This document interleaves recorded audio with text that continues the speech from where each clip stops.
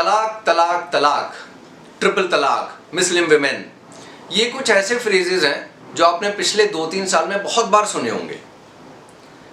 आइए इसके बारे में हम हिस्ट्री को जानने की कोशिश करते हैं कि आखिर ट्रिपल तलाक के बारे में हिस्ट्री क्या कहती है, सच्चाई है क्या आखिरकार।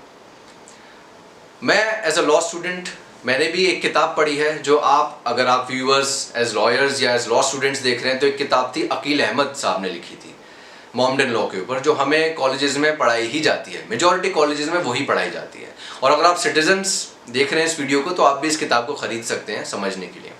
इस किताब में अकील अहमद साहब ने इस हिस्ट्री के बारे में बताया है। आइए शुरू करते हैं। हिस्ट्री ये कहती है प्रॉफिट मोहम्मद के टाइम पर सबसे पहले ये ट्रिपल तलाक या तलाकुल बिद्दत जिसे कहते हैं उसका कोई कॉन्सेप्ट नहीं था। प्रॉफिट मोहम्मद के टाइम पे नहीं था तो जाहिर सी बात है वो कुरान का पार्ट भी नहीं था। क्यों? क्योंकि प्रॉफिट मोहम्मद ही थे जिनको रेवलेशंस आती थी, वो डिक्टेट करते थे जिसके बेसिस पे कुरान लिखा गया।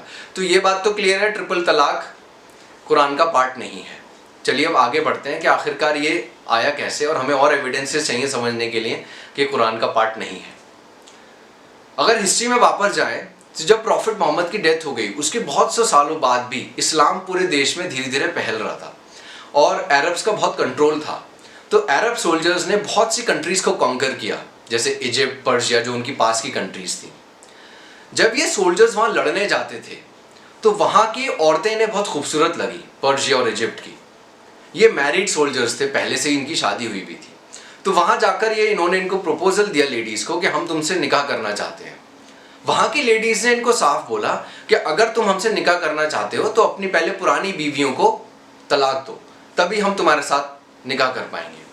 तो इन सोल्जर्स ने क्या किया, जब ये वापस इजिप्ट से वापस सऊदी अरेबिया आए, इन्होंने अपनी बीवियों को बोला तलाक तलाक तलाक, एक बार में तलाक बोल दिया और वापस गए पर्शिया और इजिप्ट और वहां जाकर नई औरतों से कह दिया हमने अपनी बीवियों को 3 बार तलाक तलाक तलाक बोल दिया है, अब तुम हमसे शादी कर लो। ऐसी हरकत इन सोल्जर्स ने क्यों की, प्लीज ध्यान से सुनिए, समझिए इसको। इस तरह से तलाक तलाक बोलकर ये सोल्जर्स जानते थे कि एक बार में तलाक तो होगी नहीं। क्यों? क्योंकि चाहे एक बार में 10 बार बोलो या एक बार बोलो, वो एक ही प्रोनाउंसमेंट माना जाएगा, क्योंकि कुरान में साफ लिखा हुआ है।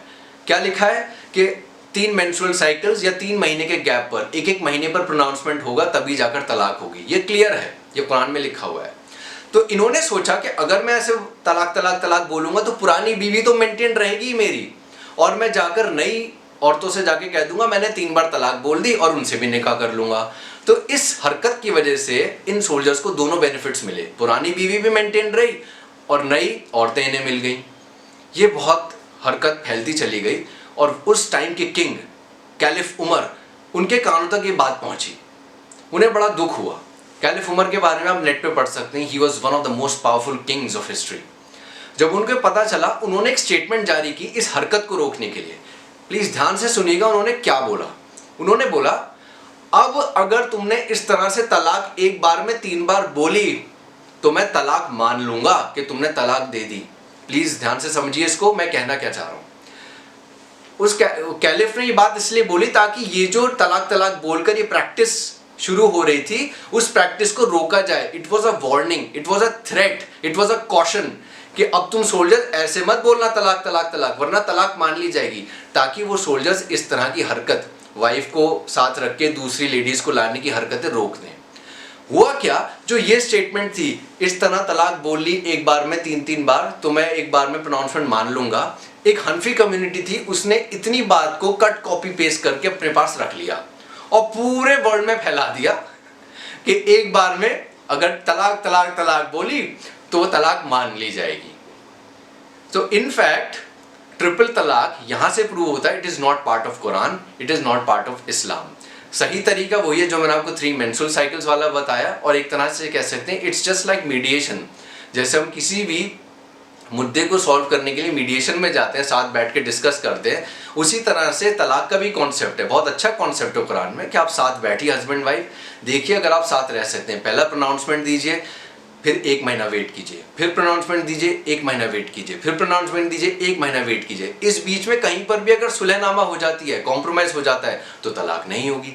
तो सोच समझ के सेपरेट होने का तरीका कुरान में लिखा है। तलाक तलाक तलाक ये चीज ट्रिपल तलाक is not part of Quran.